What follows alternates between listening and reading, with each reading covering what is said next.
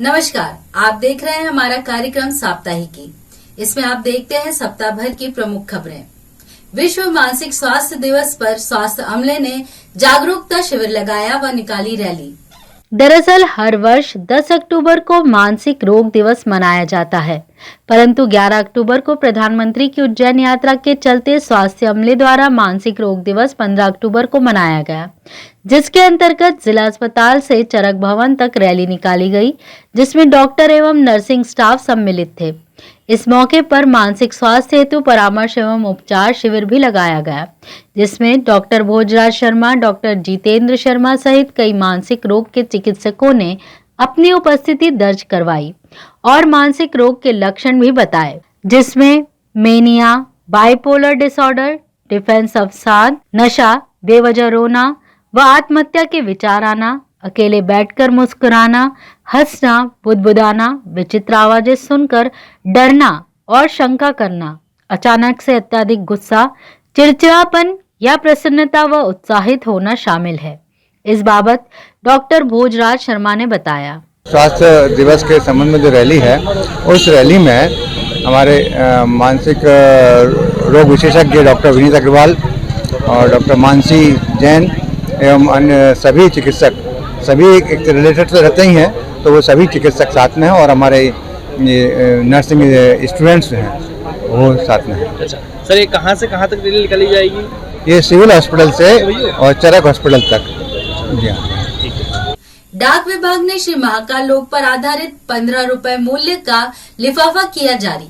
भारतीय डाक विभाग द्वारा श्री महाकालेश्वर मंदिर के पीछे नवनिर्मित श्री महाकाल लोक पर आधारित एक विशेष आवरण अर्थात लिफाफे का लोकार्पण कार्यक्रम के दौरान किया गया। मालवा संभाग डाकघर के प्रवर अधीक्षक SK ठाकरे ने बताया कि भारत माता मंदिर परिसर में स्थित सभागृह में कलेक्टर आशीष सिंह एवं पोस्टमास्टर जनरल इंदौर क्षेत्र ब्रजेश कुमार ने यह विशेष आवरण जारी किया। इस अवसर पर श्री महाकालेश्वर मंदिर समिति के सहायक प्रशासक RP तिवारी, डाक विभाग के कर्मचारी, मंदिर के कर्मचारी एवं आमजन उपस्थित थे। यह विशेष आवरण उज्जैन में राष्ट्रीय डाक सप्ताह 2022 के दौरान जारी किया गया है। प्रवर अधीक्षक ठाकरे ने बताया कि महाकाल लोक पर आधारित आवरण विशेष संग्रहणीय है। इसका मूल्य 15 रुपए है। आवरण पर श्री महाकाल लोक में स्थापित की गई भगवान शिव की विभिन्न मुद्राओं वाली प्रतिमाओं के फोटो प्रकाशित किए गए हैं। प्रतिमाओं के चित्रों के नीचे श्री महाकाल लोक उज्जैन मध्य प्रदेश लिखा गया है। यह आवरण देखने में सुंदर और संग्रहणीय है। ऑनलाइन गेम का कर्ज चुकाने के लिए युवक ने रची खुद के अपहरण की साजिश, पुलिस ने किया पर्दाफाश। उज्जैन से करीब 35 किलोमीटर दूर नांदेड़ है। यहाँ का रहने वाला नितेश 20 वर्ष माधव कॉलेज में BA फाइनल ईयर का स्टूडेंट है। वह उज्जैन में ही रहकर आर्मी में जाने की तैयारी भी कर रहा था। 13 अक्टूबर को अचानक नितेश लापता हो गया। इधर परिवार वालों ने थाने में गुमशुदगी दर्ज करा दी। शुक्रवार यानी 14 अक्टूबर को छोटे भाई विकास के मोबाइल पर इंटरनेशनल नंबर से मैसेज आया। मैसेज में लिखा था, नितेश का अपहरण कर लिया गया है, उसके अकाउंट में 50,000 रुपए डाल दो, नहीं तो नितेश को मार डालेंगे। विकास ने मैसेज परिवार के लोगों को बताया। घबराकर खाते में रुपए डाल दिए गए। इसके बावजूद नितेश नहीं आया तो पुलिस एक्शन में आई। जांच में पता चला कि नितेश के खाते से रुपए गेमिंग पोर्टल में ट्रांसफर हुए हैं। पुलिस को मामला संदिग्ध लगा। जानकारी निकाली गई तो पता चला कि नितेश को गेमिंग का शौक है। हाल ही वह गेम में 50,000 रुपए हार गया। इस बीच शुक्रवार को परिवार वालों के पास कॉल आया कि नितेश रात में नागदा के पास रेलवे स्टेशन पर मिल जाएगा। पुलिस जब खोजते हुए पहुंची तो वह अर्धनग्न हालत में बंधा हुआ था। शक के आधार पर पुलिस ने सख्ती से पूछताछ की तो उसने पूरी कहानी उगल दी। पूछताछ में नितेश ने बताया कि वह गेम में 72,000 रुपए हार गया था। फिर सोचा हारे हुए रुपए को जीतने के लिए 50,000 की जरूरत होगी। कोई रास्ता नहीं सूझा तो सोचा कि खुद के अपहरण की साजिश रचकर परिवार वालों से पैसे मांग लिए जाए। कॉल के लिए नितेश ने YouTube पर फेक कॉल करने का तरीका खोजा। इंटरनेशनल नंबर से WhatsApp कॉलिंग कर फिरौती मांगी। इस बाबत CSP विनोद मीना ने बताया, ये एक लड़का था, तो ये कल इसके परिजन थाने पे आए थे रिपोर्ट दर्ज कराने के लिए कि भी हमारे लड़के को किसी ने गिरफ्तार कर लिया, अगवा कर लिया है। उसके तत्पश्चात इन्होंने बताया कि इनको एक व्हाट्सअप नंबर से, इंटरनेशनल व्हाट्सअप नंबर से एक कॉल आया है और मैसेज आया और एक वीडियो आया जिनके अंदर इनका पुत्र है जो जिसके हाथ बंधे हुए थे। तो फिरौती के तौर पर उन्होंने इनसे 50,000 रुपये की डिमांड करी, तो इन्होंने 50,000 रुपये उसको ट्रांसफ़र कर दिए। उसके पश्चात ये थाने पे आए तो पुलिस ने तत्काल इस पर अपहरण का मामला पंजीबद्ध किया। इसके पश्चात फिरौती की रकम अदा करने के पश्चात उन्होंने बोला कि ये तराना के रेलवे स्टेशन के पास रात के 3 बजे आपको मिल जाएगा। तो पुलिस इसको साथ में लेके गई, तो वहाँ ये एक रेलवे स्टेशन पे सोया हुआ मिला हमको। तो वहाँ से जब हम इसको लेके आए तो हमने इससे पूछताछ करी। तो पूछताछ करने के पश्चात जब हमने इन्वेस्टिगेट किया तो पता चला कि इसने जो पैसे ट्रांसफ़र करवाए थे खुद के अकाउंट में ट्रांसफ़र करवाए थे, और वहाँ से ये पैसा इसने गेमिंग ऐप के में रूट कर दिया था। प्लस जो इसके नेबर थे, इसके परिवार वाले थे, सबका ऐसा कहना था कि ये गेम खेलने का अत्यधिक शौकीन है, जिसमें पैसे डबल हो जाते हैं, इस तरीके का गेम खेलने का शौकीन है। तो जब इससे हमने और गहनता से और तथ्यों के आधार पर पूछताछ की तो इसने स्वीकार किया कि इसने स्वयं के, क्योंकि ये गेमिंग ऐप के अंदर पैसे हार गया था, तो उसको रिकवर करने के लिए इसने स्वयं अपने आप को अपहरण करवाया, और अपहरण करवा के अपने पिता घर वालों से, क्योंकि इसके घर वाले इतना पैसा इसको नॉर्मल नहीं दे सकते थे, तो इसने इस तरीके की वारदात की। सर, इसके साथ में अपहरण करवाने में इसके कोई और भी साथी साथ थे, और जो इंटरनेशनल कॉल जो किया था जिसकी बात की जा रही है, तो वो कैसे किया था वो कॉल? ये इसका मित्र है एक, तो इसने अपने मित्र को एक झूठी कहानी गढ़ी। इसने अपने मित्र को कहा कि मेरे दोस्त की बहन का एक्सीडेंट हो गया है, उसको तत्काल पैसे की रिक्वायरमेंट है और अभी मैं अपने घर से नहीं मांग सकता हूँ, घर वाले मुझे देंगे नहीं, तो तुम मुझे अपहरण कर लो, उस बेसिस पे जब मैं अपने घर वालों को बताऊंगा तो शायद वो मुझे पैसे दे देंगे। तो उसके मित्र को जब इसने ये कहानी बताई तो उसके मित्र ने फिर इसका अपहरण किया, इसके हाथ बांधे और इसका एक वीडियो रिकॉर्ड किया जो इसने अपने परिजनों को भेजा। अपहरण के पहले अपने बाल भी कटवाए, हाँ, अपहरण के पहले इसने अपने बाल कटवाए। उसके बाद इसका कहना था कि रात में जो लोग इसको छोड़ने आए थे उन्होंने इसको ट्रेन से बाहर फेंक दिया था, पर इसके शरीर पे किसी भी तरह की कोई भी चोट का निशान नहीं था, जिसने प्राइमा फेसाई हमको थोड़ा इस डायरेक्शन में इन्वेस्टिगेट करने के लिए मजबूर किया कि हो सकता है कि ये फेक भी हो सकता है। सर, वो कॉल की जो बात है, ये जो नंबर है, वो नंबर कहाँ से लाए थे और ये कैसे इन्होंने कॉल किया था? इसका ऐसा कहना है कि इसने यूट्यूब पे वीडियो देखा था, यूट्यूब पे वीडियो के माध्यम से कैसे एक फेक नंबर लिया जाता है, उससे कैसे व्हाट्सएप कॉलिंग की जाती है, कैसे व्हाट्सएप मैसेज किए जाते हैं, तो इसने वो नंबर लिया, तो उसी के यूट्यूब के थ्रू ये सीखा था। खरगोन के सिकली घरों से खरीद कर उज्जैन में पिस्टल बेचने वाले युवकों को पुलिस ने मय पिस्टल किया गिरफ्तार। 2 युवकों को सिकली घरों से पिस्टल खरीदकर शहर में बेचने को लेकर पुलिस ने गिरफ्तार किया है।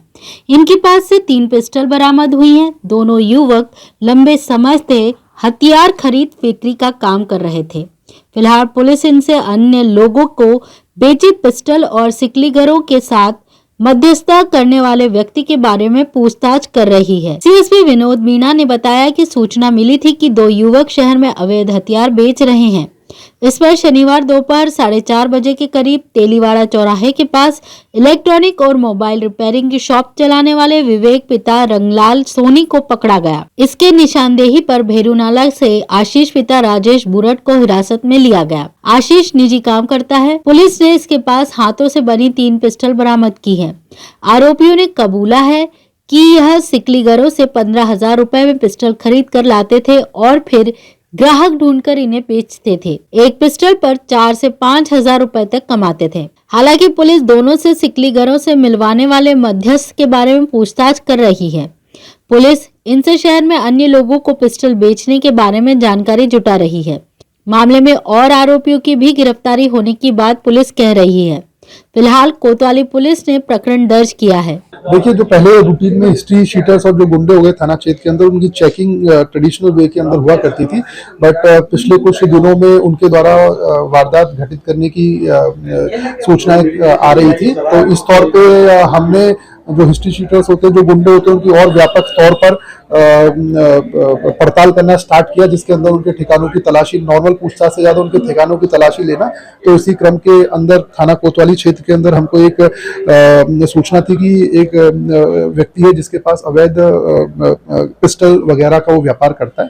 तो जब हमने उसके ठिकानों पे दबिश दी तो हमने उससे एक पिस्टल बरामद हुई। उसके पश्चात जब हमने उससे फर्दर पूछताछ करी तो उसने एक अन्य व्यक्ति का नाम बताया जो जीवाजीगंज थाना क्षेत्र का रहने वाला है। तो उसके यहाँ से भी हमको 2 पिस्टल बरामद हुई।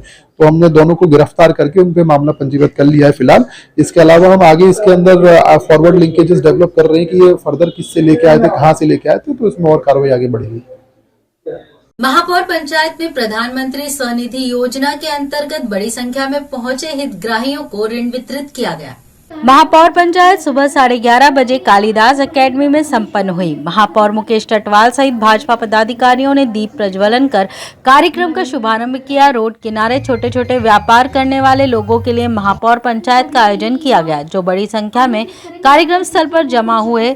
शुरुआत में बालिकाओं द्वारा सांस्कृतिक प्रस्तुति भी दी गई। महापौर पंचायत में प्रधानमंत्री स्वनिधि योजना के अंतर्गत विधायक पारस जैन की उपस्थिति में हितग्राहियों को 10, 20 और 50,000 रुपए के लोन वितरित किए गए। साथ ही ठेले व घुमटी धारकों के लिए क्या नई योजनाएं लाई जाएं जिससे उनकी जीविका आसान हो सके, इस पर भी मंथन किया गया। यही नहीं, राष्ट्रीय शहरी रोजगार योजना के 20 कर्मचारी महापौर पंचायत में तैनात रहे और हाथों हाथ आवेदकों का पंजीयन कर लोन देने की प्रक्रिया शुरू की गई।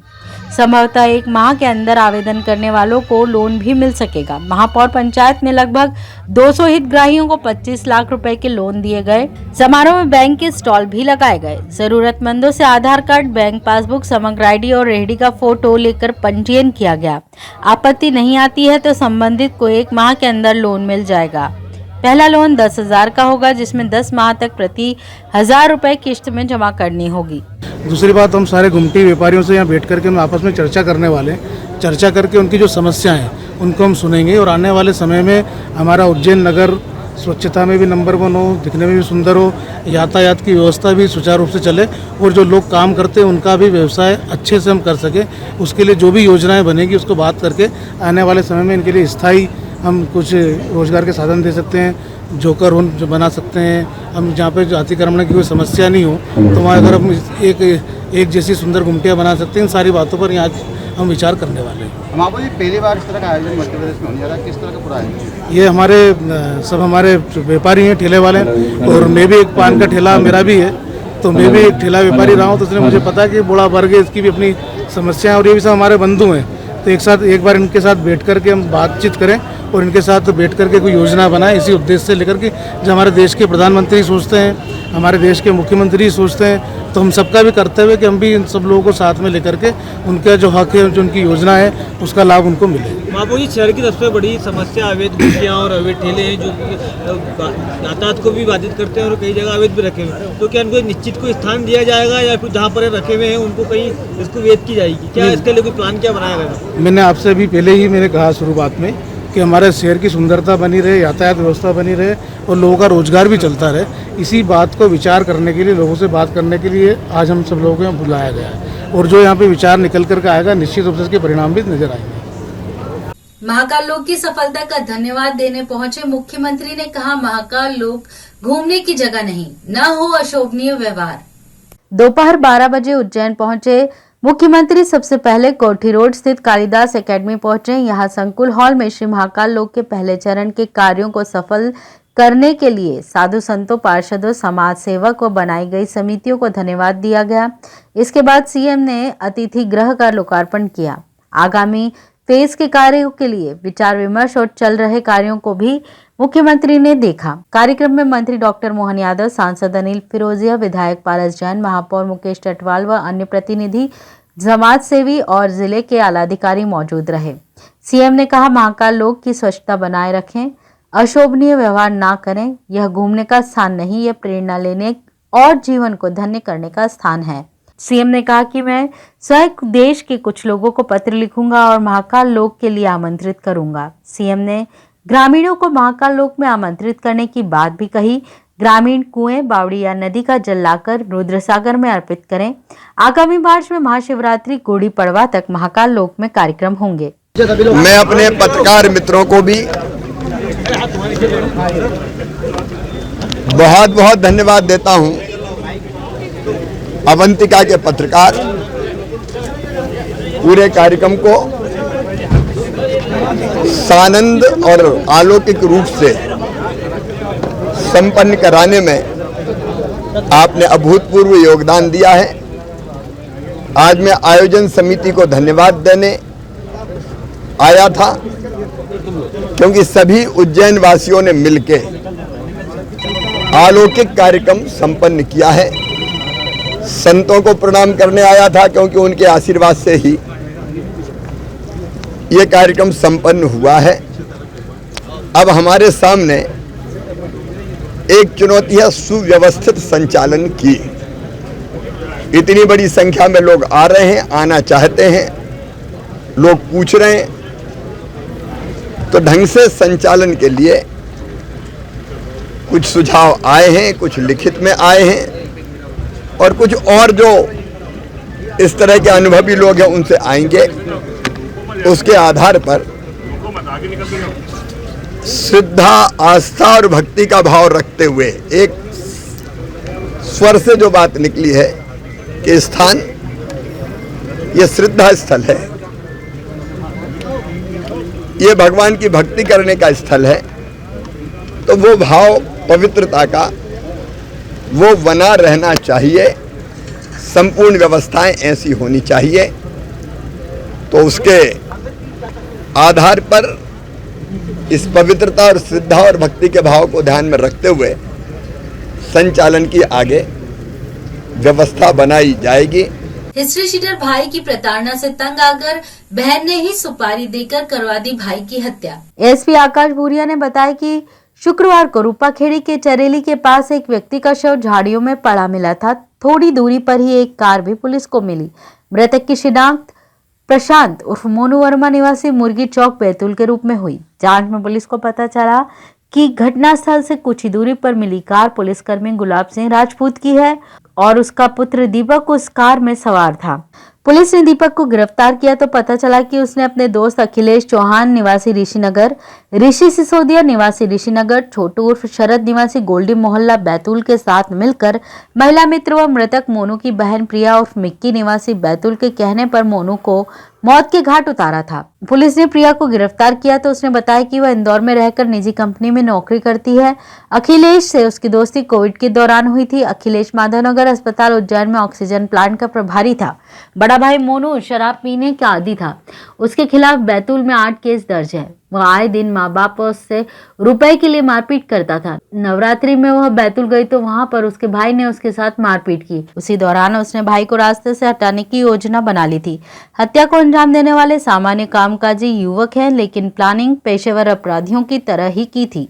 2 लाख रुपए में हत्या के लिए अखिलेश ने दोस्तों को तैयार किया। तय हुआ कि लाश को अन्य जिले में सुनसान जगह पर पेट्रोल डालकर जला भी देंगे। इसी के लिए मिक्की ने भाई के दोस्त छोटू को ये कहकर भरोसे में लिया कि उसे मोनू के साथ उज्जैन दर्शन व घूमने के बहाने लेकर तुझे जाना है।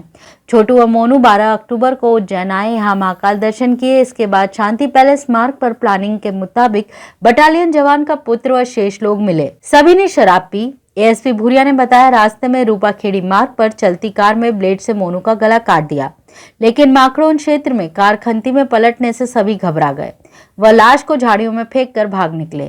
गाड़ी की वजह से हत्या के तार जोड़ने में मदद मिल पाई। अगर गाड़ी गड्ढे में नहीं गिरती तो यह तय था कि वे लाश को जलाकर सबूत मिटा देते।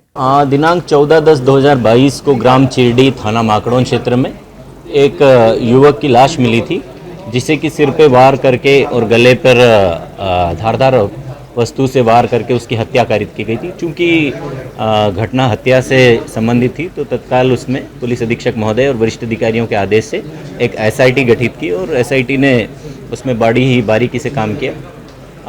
घटना के संबंध में ये जानकारी आई है कि जब शव के पास में रात में किसी एक कार का एक्सीडेंट हुआ था और घटनास्थल पर उस गाड़ी के कुछ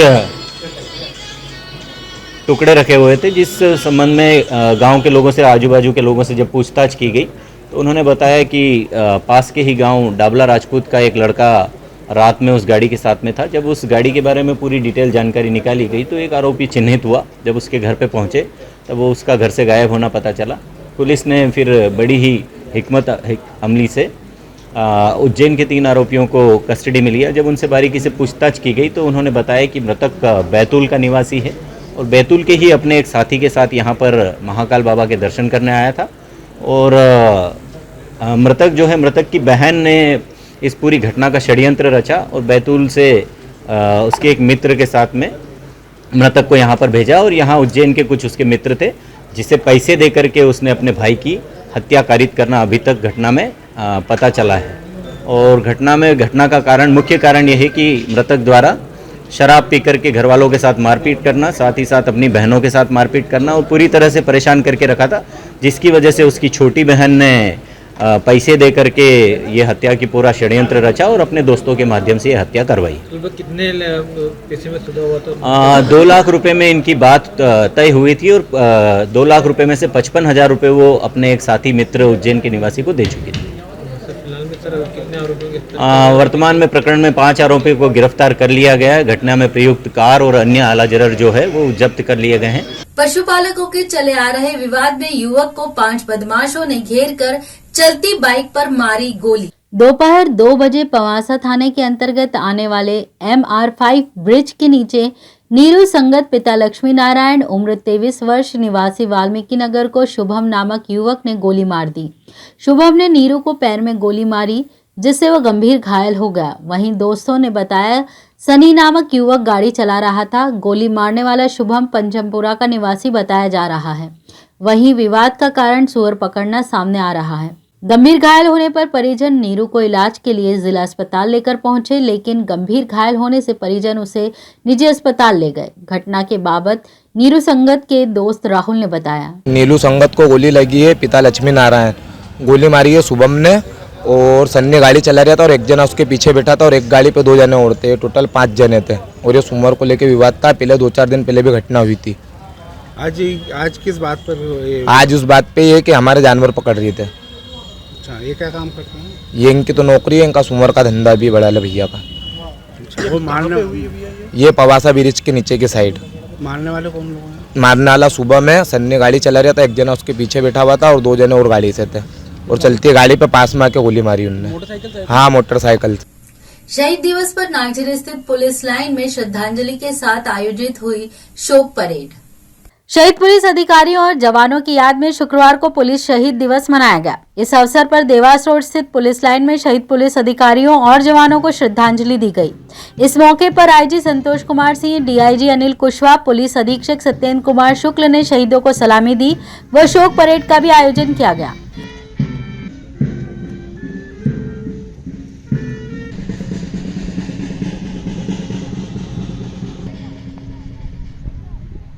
जहां सांसद अनिल फिरोजिया, विधायक पारस जैन, महापौर मुकेश टटवाल व कुलपति अखिलेश कुमार पांडे ने भी अपनी उपस्थिति दर्ज करवाई। वहीं उपस्थित सभी अधिकारियों ने अमर जवान स्मारक पर पुष्प चक्र भी अर्पित किए। जो देश के काम आता है।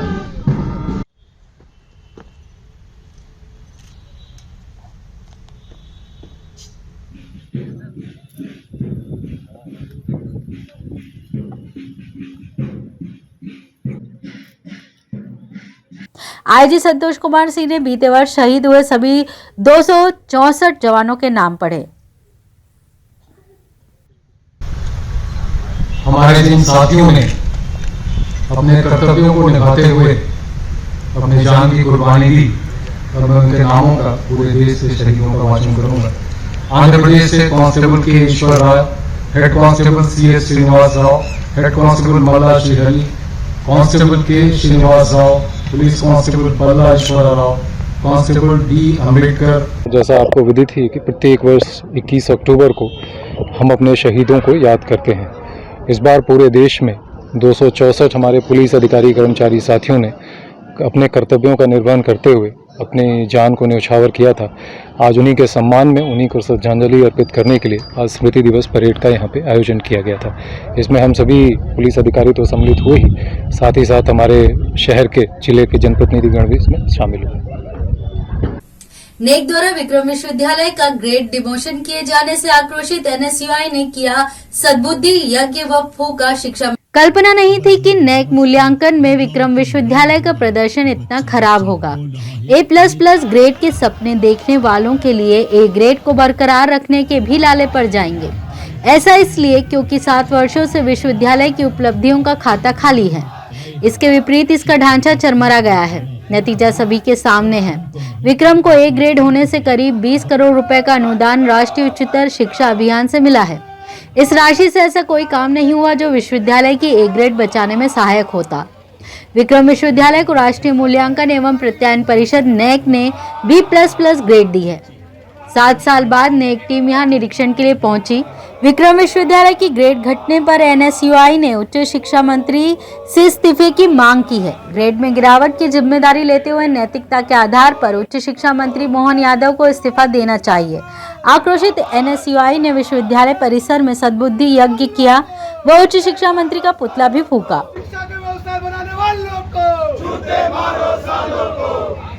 अरे मोहन यादव इस्तीफा दो, इस्तीफा दो, इस्तीफा दो, मोहन यादव इस्तीफा दो, इस्तीफा दो, इस्तीफा दो, मोहन यादव इस्तीफा दो, इस्तीफा दो, इस्तीफा दो। इस बाबत एनएसयूआई प्रदेश सचिव हिमांशु शर्मा व एनएसयूआई का समर्थन करने पहुंचे राजेंद्र वशिष्ठ ने कहा, माननीय उच्च शिक्षा मंत्री जी का पुतला दहन करा गया है। जिस तरीके से आई नेक टीम में गिरावट, जो पहले ए थी आज B++ पे हो गई है।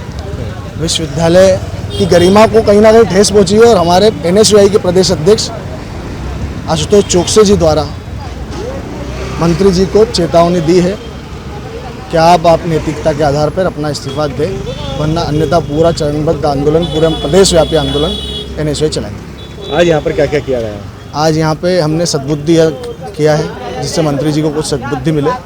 उसके अलावा एक पुतला दहन कार्यक्रम भी मंत्री जी का हमने जलाया।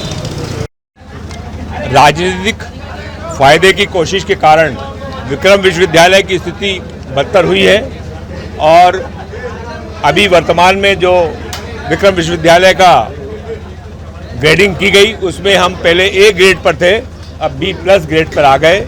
कुल मिला के हमारा जो शिक्षा का जो क्वालिटी है, स्तर है, वो नीचे गया। कारण फलस्वरूप हम नीचे पायदान पे आए। B+ ग्रेड आने के कारण करीब 20 से 25 करोड़ रुपए की राशि जो अनुदान के रूप में हमें प्रतिवर्ष शिक्षा के उत्थान के लिए मिलती थी वो अब नहीं मिलेगी। उच्च क्षेत्र में, शिक्षा के क्षेत्र में जो अनुदान और जो नए नए कोर्सेज हमें मिलना चाहिए वो अब आने समय बंद हो जाएंगे। और ताज्जुब की बात यह आखिर हुआ क्यों? 245 से ज़्यादा कोर्सेज प्रारंभ किए गए, बड़ी बड़ी घोषणाएं की गई। आज हालत ये है कि 245 कोर्सेज जो नए चालू किए हैं उसमें से 60 से 70% कोर्सेज अभी तक प्रारंभ भी नहीं हुए। जो कोर्सेज प्रारंभ हुए उसमें टीचर नहीं है, शिक्षक नहीं है, प्रोफेसर्स की कमी है। जो शिक्षा की गुणवत्ता बनाए रखने की बात की जाती थी, अब वो गुणवत्ता विक्रम विश्वविद्यालय की बहुत नीचे चली गई है। और यही कारण है कि एनएसयूआई के माध्यम से छात्रों के हित में ये बात हमारे एनएसयूआई के पदाधिकारियों ने उठाई है। मैं एनएसयूआई के पदाधिकारियों को बधाई देता हूं और विश्वास रखता हूं कि छात्रों के हित में और विक्रम विश्वविद्यालय की उच्च शिक्षा को दृष्टिगत रखते हुए इस तरह की गतिविधियों को निरंतर आगे जारी रखेंगे। तो ये थी सप्ताह भर की प्रमुख खबरें। साप्ताहिकी के अगले अंक में शनिवार को फिर मुलाकात होगी। तब तक के लिए नमस्कार।